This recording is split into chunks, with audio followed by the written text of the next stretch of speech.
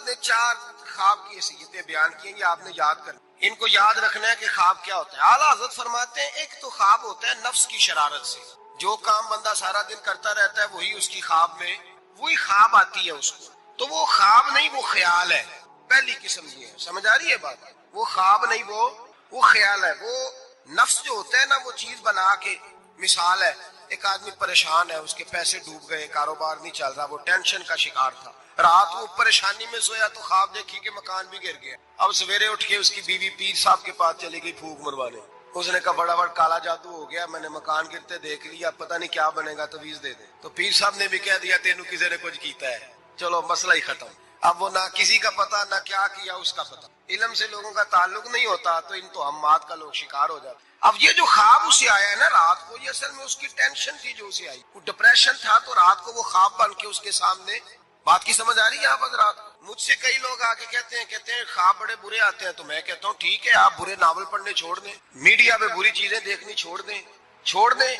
آپ سارا دن بری سوچ سوچیں گے، معاذ اللہ غلط سوچیں گے تو خواب غلط آئے گا، اور اگر آپ سارا دن درود پڑھیں گے، قرآن پڑھیں گے، رسول اللہ کی نعت سنیں گے، تو رات کو انشاءاللہ تعالیٰ حسن مصطفیٰ کے جلوے بھی نظر آئے گا۔ تو آپ دیکھیں نا دن میں کیا کر رہے ہیں، جس طرح کا خیال ہے شام کو اسی طرح کا خواب۔ میں اکثر کہتا ہوں کہ اللہ تبارک و تعالیٰ کے حبیب نے فرمایا ہے کہ تو جس طرح کا ذہن بنائے گا رب بھی تیرے ساتھ اسی طرح کا بن جائے گا، تو اپنے ذہن کو صاف رکھ، اللہ تیرے تصورات کو، تو رات کو خواب اسی طرح۔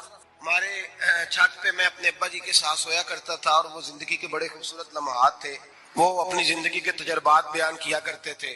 تو یہ جو موسم آتا تھا گرمیوں کا، اس موسم میں آپ کو پتہ ہے کہ گھروں میں جو ہماری طرح کے غریب گھرانے ہوتے تھے وہ چھت پہ ہی چارپائی لگایا کرتے تھے، تو چھت پہ سویا کرتے تھے، تو ساتھ ایک پڑوسی رہتا تھا جو بس پہ نا بیچارہ مزدوری کرتا تھا، کیا کنڈکٹر کہتے ہیں کلینڈر کہتے ہیں، تو وہ جو رات ذرا نیند آنے کا وقت ہوتا تو وہ سواریاں چڑھانی شروع کر دیتا، کہتا جس نے مرید کے جانا ہے آ جاؤ، وہ شور کرتا، کہتا لاہور والے فٹافٹ آ جائیں، پھر کئی دفعہ وہ رستے میں شجرے والوں کو اتارنا بھی شروع کر، تو شور کرتا اونچی اونچی آواز، تو مجھے وہ بڑا اس وقت خفگی ہوتی، ناراضگی ہوتی، میں کہتا ابا یہ سونے نہیں دیتا تو اس کو جگائے، یا پھر سویرے ہم نے نہیں چھت پہ سونا، سین پہ سو جائے، تو ابا جی کہتے بیٹا مزدور ہے، تو بیچارہ سارا دن جو کرتا ہے وہی اسے خواب میں، اب اس سے بندہ ڈر جائے، پریشان ہو جائے، اٹھ کے کہے پتہ نہیں سویرے کیا ہونے لگا ہے، او بھائی خواب ہی آئی ہے، کچھ نہیں ہوا، اس سے اتنی یہ بری چیز نہیں جتنا ہم لے لیتے ہیں۔ تو پہلی بات یہ ہے کہ جس بندے نے یہ تصورات ہوتے ہیں نا، آپ تصورات میں جائیں، آپ تصور، کچھ لوگ ایسے بھی ہیں جو سارا دن محفل میں رہتے ہیں تو رات کو سوتے ہیں تو خواب میں بھی نعت ہی سن رہے ہیں، کوئی حدیث ہی بیان ہو رہی ہوتی ہے، کسی حدیث پر ہی تبصرہ ہو رہا ہوتا ہے، تو بھائی جو کام آپ سارا دن کریں گے وہی رات کو خواب میں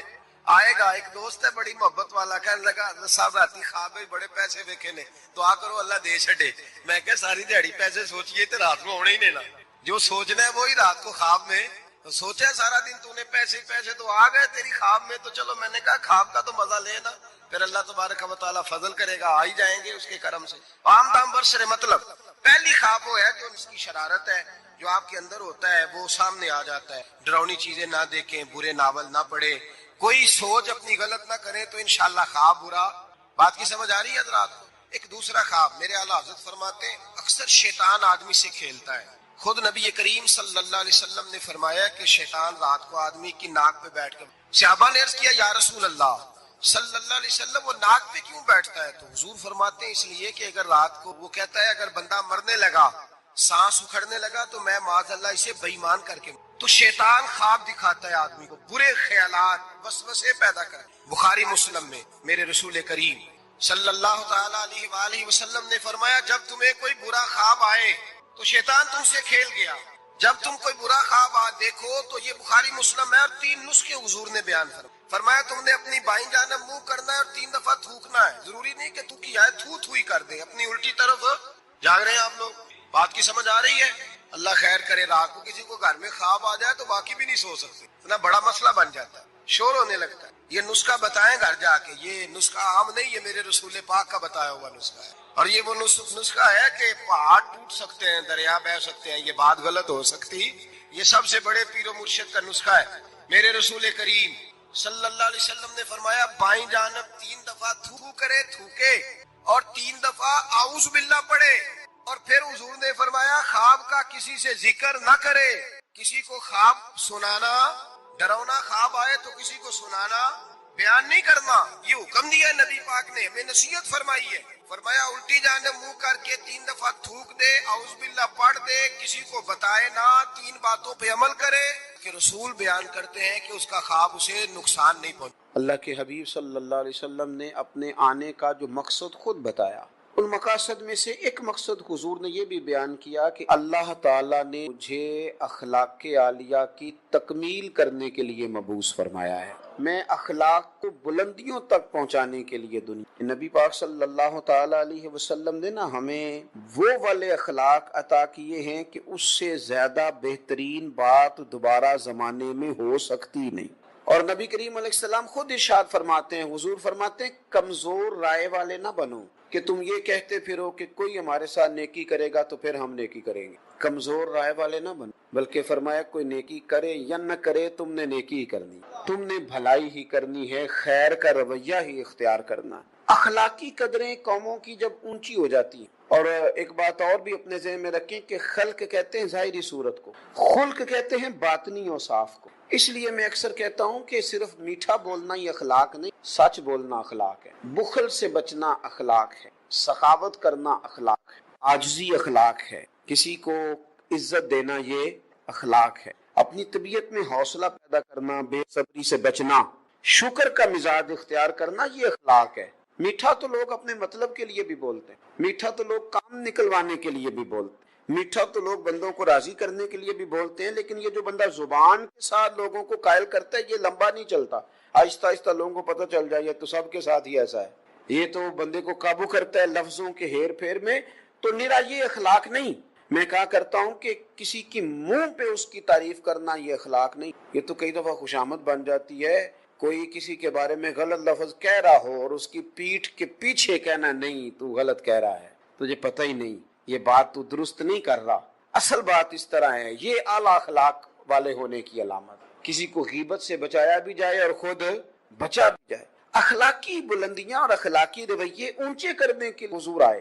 دیکھیے حضرت مولا علی شیر خود کرم اللہ تعالی وجہہ الکریم، حضور علیہ الصلوۃ والسلام کے علم کے شہر سے فیض پانے والے ہیں نا، تو 2-3 جملوں میں انہوں نے نبی پاک علیہ الصلوۃ والسلام کے اخلاق بیان کیے، اور یوں محسوس ہوتا ہے کہ بڑی ساری شاعریاں، بڑے سارے ادیبوں کے فکرے اور بڑے سارے واعظین کے واعظ اور بڑے سارے خطباء کی تقریریں مولا کائنات نے سمیٹ کے رکھ دی۔ ترمذی شریف میں حضرت مولا علی شیر خدا کرم اللہ تعالی وجہہ الکریم کا یہ فرمان موجود ہے، فرماتے ہیں بھئی لوگو، نبی پاک صلی اللہ علیہ وآلہ وسلم دل کے سب سے زیادہ سخی، زبان کے سب سے زیادہ سچے تھے اور مزاج کے سب سے بڑھ کے نرم تھے۔ بس 3 باتیں حضرت مولا کائنات نے بیان کی، حضور کا دل سب سے بڑا سخی، زبان سب سے زیادہ سچی ہے اور مزاج کے حضور سب سے بڑھ کر نرم ہے، یہ حضور کا اعلیٰ اخلاق۔ آپ کبھی 3 باتوں میں اپنے آپ کو ٹٹولے نا،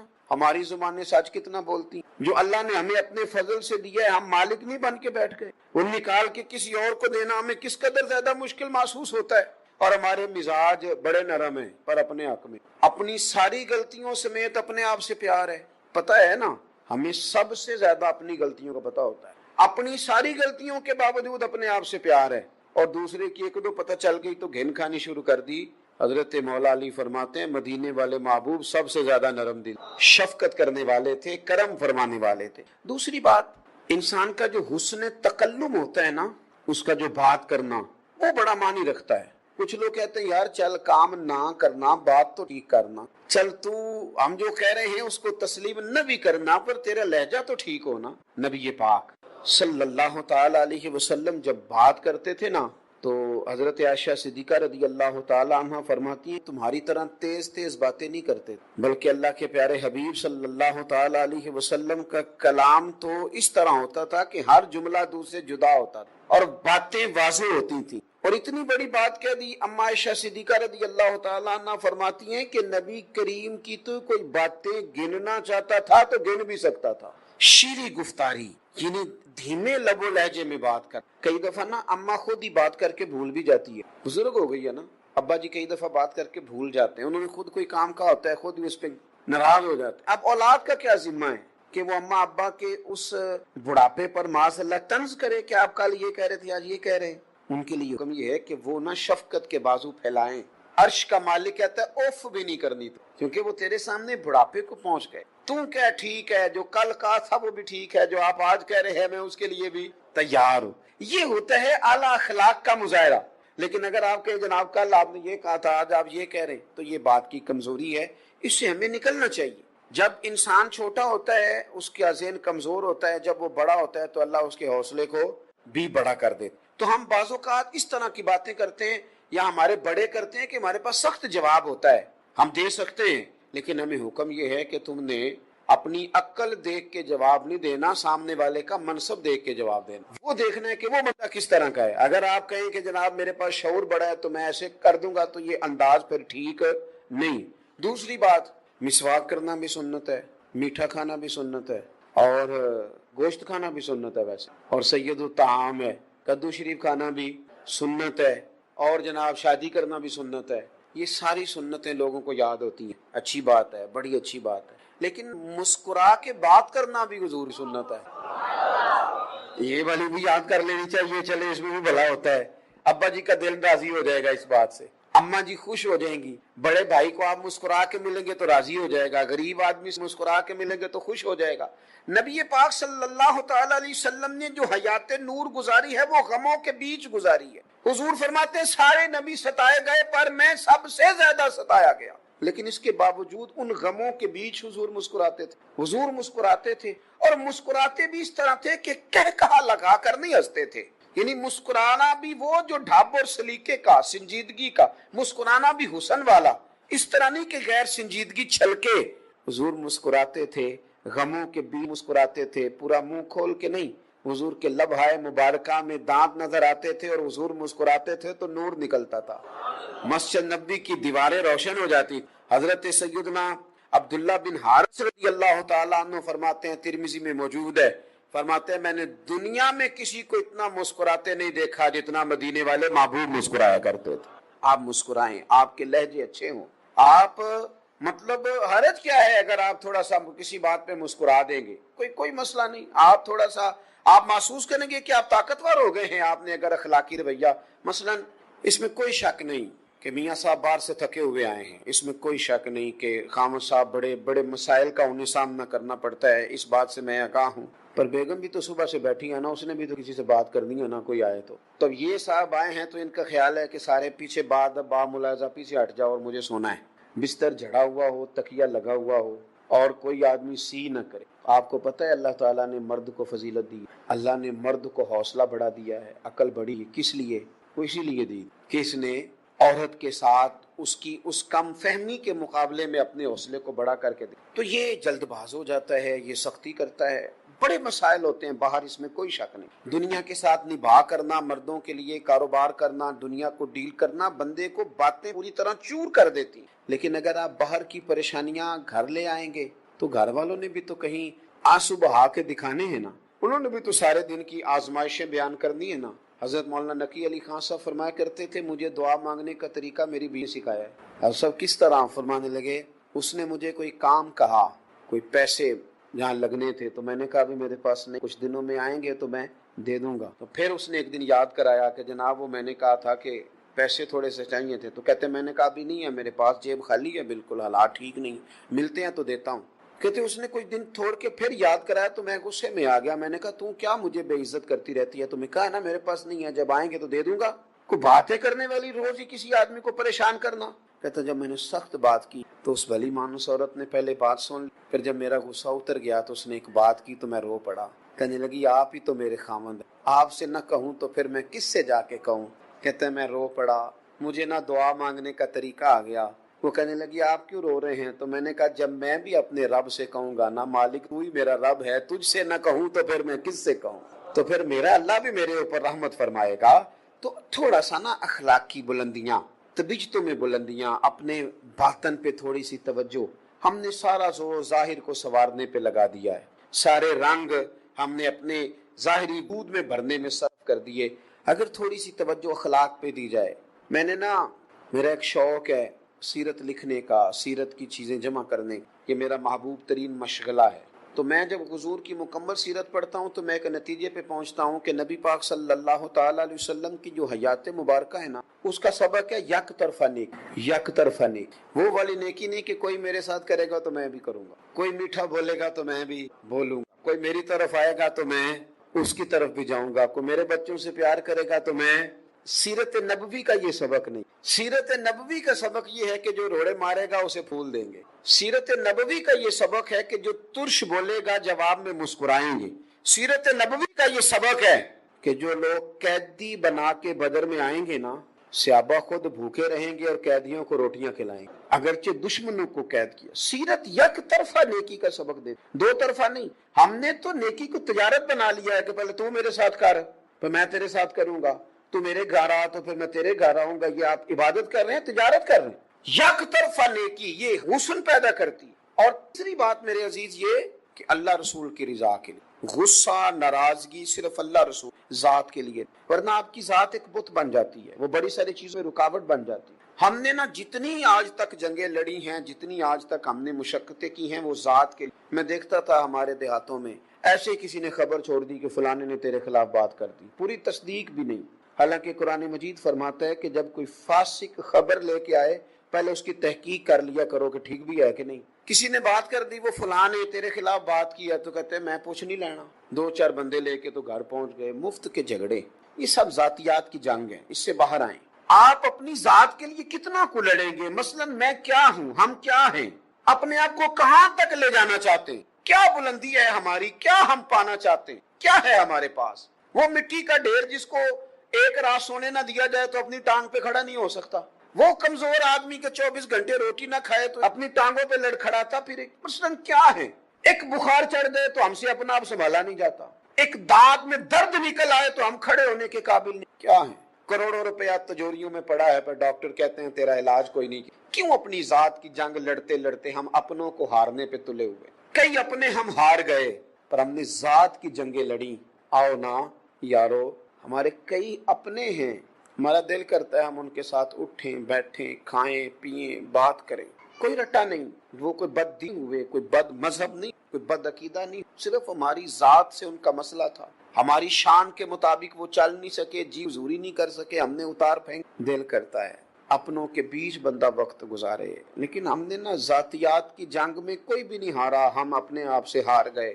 سنو نا حضور نے کیا سیرت دی، اخلاق عالیہ کی کیا بلندی۔ میدان احد میں اتنا انہوں نے تکلیف دی کہ حضور کے 70 صحابہ شہید ہو گئے۔ نبی پاک سید عالم صلی اللہ تعالی علیہ وآلہ وسلم کے ساتھ ان کا رویہ اتنا جارحانہ ہوا کہ حضرت امیر حمزہ رضی اللہ تعالیٰ عنہ کی انہوں نے ناک مبارک کو، مقدس آنکھوں کو نکال دیا، کاٹ ڈالا، تکلیف دی میرے نبی پاک کو۔ حضور کے اپنے دانت مبارک شہید ہوئے، اور جب صحابہ کرام علیہم رضوان نے عرض کیا نا یا رسول اللہ کرے نا دعا ان کی تباہی کی، حضور نے فرمایا میں لعنت کرنے والا بنا کے نہیں بھیجا گیا، مجھے تو رب نے رحمت بنا کے بھیجا ہے۔ ذات کو تکلیف دی ہے انہوں نے، تو حضور نے دعا کیا کہ اللہ انہیں ہدایت دے دے، اللہ ان کی بخشش کر دے، ان کو بخشش کے رستے پہ چلا دے، ہدایت دے دے ان کو۔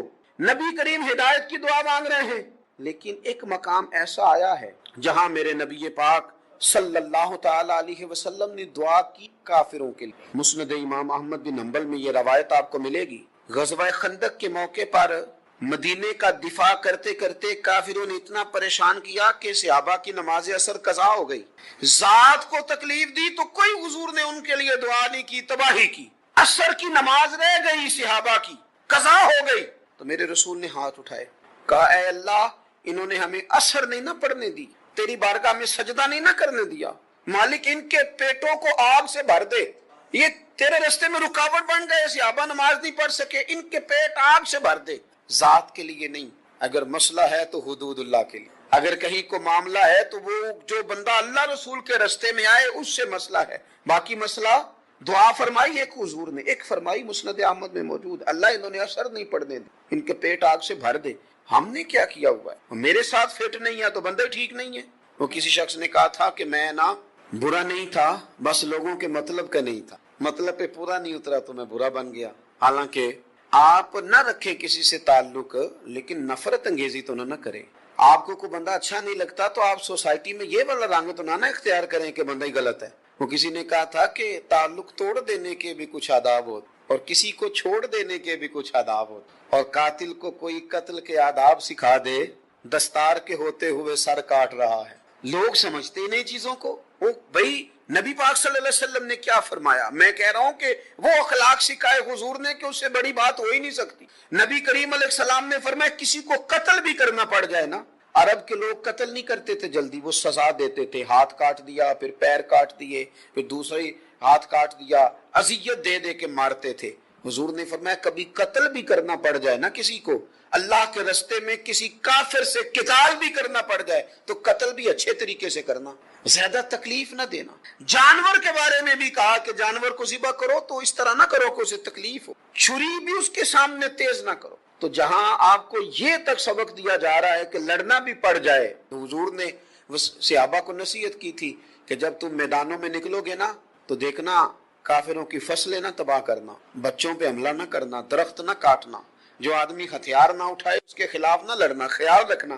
سونے ہاں لڑنے جا رہے ہیں پھر بھی اتنی احتیاطیں، کیونکہ یہاں لڑائی بھی اعلاء کلمت الحق کے لیے ہے، ذات کے لیے نہیں ہے۔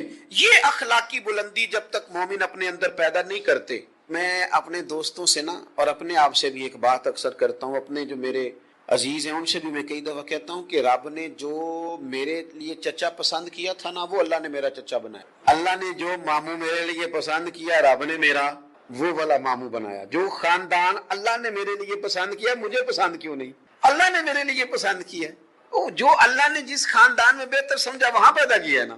تو آپ کہتے ہیں کہ آپ کو پتہ نہیں میرا چچا خوفناک کتنا، یہ کیا بات ہو گئی بھائی؟ آپ کہتے ہیں آپ کو پتہ ہی نہیں میرے ماموں کی حالت کتنی خراب ہے۔ بھائی انسانی کمزوریاں ہیں لیکن وہ دو طرفہ ہیں، یک طرفہ نہیں ہیں، ادھر بھی ہیں اور ادھر بھی ہیں، ان کے اندر بھی ہیں ہمارے اندر بھی ہیں، لیکن ہم اس انداز میں اپنی صفائی پیش کرتے ہیں۔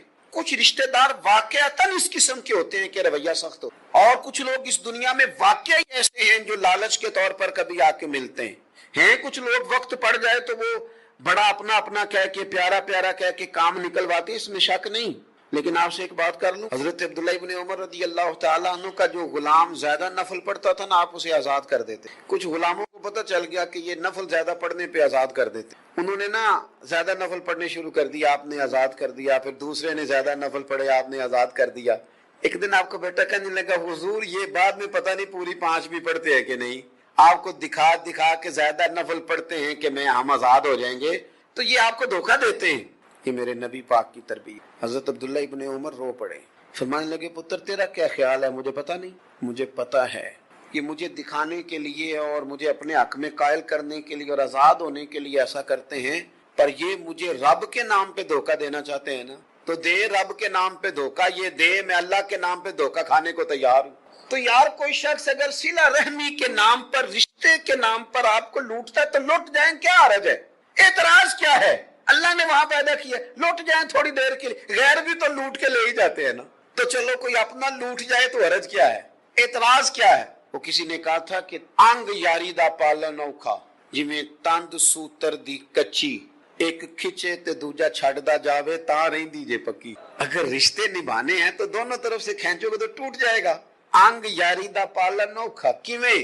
جویں تند سوتر دی کچی، ایک کھچے تے دوجا تاں رہندی جے پکی۔ یہ پکی تب رہتی ہے جب ایک چھوڑے بھی، معاف بھی کرے۔ سنو حدیث، اگر آپ نے یہ حدیث یاد کر لی نا تو یہ نا آج نا مزہ آ گیا یہ جمعے میں میرے اور آپ کے حاضر ہونے کا۔ حضرت ابو الاحوص رضی اللہ تعالیٰ عنہ کہتے ہیں میرے ابا جی حاضر ہوئے، اور جس طرح بندہ سر پٹا جاتا ہے نا، اک جاتا ہے پورا، اس طرح آئے اور آ کے نا بڑے درد کے ساتھ عرض کرنے لگے حضور میرے معاملے پہ بھی ذرا غور کریں۔ پر میں کیا ہوا؟ عرض کی حضور میرے چچا کا بھائی ہے، مجھے کبھی مجبوری بن جائے میرے کام نہیں آیا، کبھی صلہ رحمی نہیں کی، کبھی کسی ضرورت میں نہیں پہنچا، لیکن یا رسول اللہ صلی اللہ تعالی علیہ وسلم اسے جب بھی ضرورت پڑتی آ جاتا ہے، کتنی کو مدد کروں؟ حضور آج میں آپ کے پاس آیا ہوں تو قسم اٹھا کے آیا ہوں کہ آج کے بعد میں نے بھی مدد نہیں کرنی، موج کرے اب میں نے بھی اس کے کام نہیں آنا۔ کہتے ہیں میرے والد پورے جلال سے بات کر رہے تھے، جب انہوں نے بات کر لی تو حضور مسکرائے، اور مسکرا کے حضور نے کیا فرمایا؟ وہ تو کہہ رہے تھے نا میں نے قسم اٹھا لی، اب طے کر کے آیا ہوں، آج کے بعد میں نے بھی نہیں کرنا۔ حضور مسکرائے اور کریم فرمانے لگے تو اس طرح کر، قسم کا کفارہ دے دے، یہ قسم توڑ دے، اس کا کفارہ دے دے، وہ جو کرتے ہیں انہیں کرنے دے، تو اس طرح کر، وہ کام کر جو تو پہلے کرتا تھا، وہ نہ بھی کام آئے تو تو کام آ، وہ نہ بھی صلہ رحمی کرے تو تو صلہ۔ مانا کیا ہوا؟ وہ جو کرتا ہے اسے کرنے دے، تو محمد عربی کا غلام بن کے دکھا، تو رسول کریم والا ہے، تو اپنا رویہ ٹھیک رکھ، تو اپنا لہجہ ٹھیک رکھ۔ ہم نے اگر نیکی یک طرفہ نہ سوچی، کیونکہ بندے راضی کرنے کو نیکی کریں گے تو دو بھی نہیں ہو سکتی، نیکی تو کرنی ہے اللہ کو راضی کرنے کے لیے، نیکی تو کرنی ہے، اپنا ذہن بنائیں، یہ جو اخلاقی بلندیاں ہیں نا ان کی طرف سفر کریں، ورنہ ہم اتنے کمزور ہو جائیں گے، اتنے کمزور ہو جائیں گے۔ آپ کو پتہ ہے نبی کریم کی زندگی میں جو چیز سب سے زیادہ ہے نا وہ معاف کر دینا۔ میں نہ تقریر کرتا ہوں، آپ سنتے ہیں، بہت سارے علماء بیان کرتے ہیں، آپ سنتے ہیں، بہت سارے لوگ لکھتے ہیں، ہم پڑھتے ہیں، لیکن کچھ چیزیں ایسی ہوتی ہیں جہاں نہ انسان رک جاتا ہے، آگے نہیں بڑھا جاتا۔ قریش مکہ کے جو مظالم ہے نا حضور کے ساتھ، وہاں نہ بندہ پوری طرح رک جاتا ہے، 2 قدم چل نہیں سکتا، یعنی بندہ کانٹے بھی بچھائے، اونٹ کی اوجڑیاں بھی گردن پہ لا کے رکھ دے، تقریر ہی ہے نا، میں کر دوں گا جوش میں، خدا را کبھی سوچنا، جرت کرے ہاں میرا پڑوسی میرے گھر کے سامنے کوڑا پھینکنے، طاقت ہے جتنا مرضی غریب بندہ ہو، کوئی لائے نہ کسی کی گندی اوجڑی کسی جانور کی، آج کسی غریب پر بھی پھینک کے دیکھ کے بھوچال نہیں آ جاتا۔ اوجڑیاں حضور کی گردن پر رکھی، کانٹے بچھائے، اتنی تکلیف دی کہ رسول پاک مکہ مکرمہ سے تشریف لے گئے، وہاں جا کے آرام سے بیٹھنے دیا انہوں نے۔ کبھی بدر میں آ گئے تلواریں لے کے، کبھی احد میں آ گئے، کبھی خندق میں آ گئے، کبھی کوئی مسئلہ، کبھی کوئی مسئلہ، کبھی کوئی تکلیف، کبھی کوئی تکلیف۔ 10,000 کا لشکر لے کے حضور فتح مکہ کے لیے پہنچے۔ او مدینے والے محبوب کا میلاد منانے والوں، کبھی وہ بندہ نظر آ جائے نا جس نے گالی دی ہو تو پوری کی پوری بات یاد آ جاتی ہے، اس کی وہ ساری تلخیاں طبیعت میں کڑواہٹ پیدا کر دیتی۔ بندہ کمزور ہو تو بات الگ ہے، لیکن پیچھے 10,000 کا لشکر ہو اور حضور سیاہ رنگ کا امامہ باندھ کے اونٹنی پہ بیٹھے ہو اور جتنے کافر ہیں وہ سارے بھیگی بلی بنے سامنے کھڑے ہوں۔ کریم نے پوچھا بتاؤ تمہارے ساتھ کیا سلوک کروں؟ پتہ کیا کہتے ہیں؟ کہتے ہیں آپ کے والد بھی بڑے کریم، ہم نے جناب عبداللہ کو دیکھا وہ بھی بڑے مہر، آپ خود بھی بڑے کریم ہیں۔ تو حضور نے فرمایا تمہیں پتہ ہے آج میں نے کیا ارادہ کیا ہے، تمہارے ساتھ سلوک کیا کرنا ہے؟ یا رسول اللہ بتائیے۔ فرمایا میں نے وہی سلوک کرنا ہے جو جناب یوسف علیہ السلام نے اپنے بھائیوں کے ساتھ کیا۔ انہوں نے تو پھینک ہی دیا تھا نا کنویں میں، اپنی طرف سے تو انہوں نے مار ہی دیا تھا نا، اور پھر اگر بچ بھی گئے تو انہوں نے بیچ ہی ڈالا تھا نا، انہوں نے تو حد کر دی نا، وہ تو اللہ نے انہیں مصر کا بادشاہ بنا دیا، انہوں نے تو کوئی کسر نہیں چھوڑی تھی۔ لیکن حضرت یوسف نے کیا کیا؟ فرمایا آ گئے ہو نا تو بھائی جو ہوئے، تو جاؤ نا تمہیں معاف کیا، بھائی جو ہو۔ حضور فرمانے لگے وہی سلوک کرنا ہے جو جناب یوسف نے اپنے، یہاں تک حضور معاف کر رہے ہیں اور وہ مثال دے کے معاف کر رہے ہیں، تو پھر میرا خیال ہے میلاد منانے والوں کو، جمعہ پڑھنے آنے والوں کو، پیار کرنے والوں کو، حضور کے نام کے نعرے لگانے والوں کو، چھوٹی چھوٹی باتوں میں ذات کے بت نہیں، کھڑا ہونا چاہیے ضرور پر اللہ رسول، اپنی ذات کے بت توڑنے چاہیے، اور ہمیں اخلاقی بلندیوں کی جانب سفر کرنا چاہیے۔ اللہ کے حضور دعا ہے مالک حقیقی ہمیں سمجھنے کی توفیق عطا فرمائے۔ آخر دعوایا ان الحمدللہ رب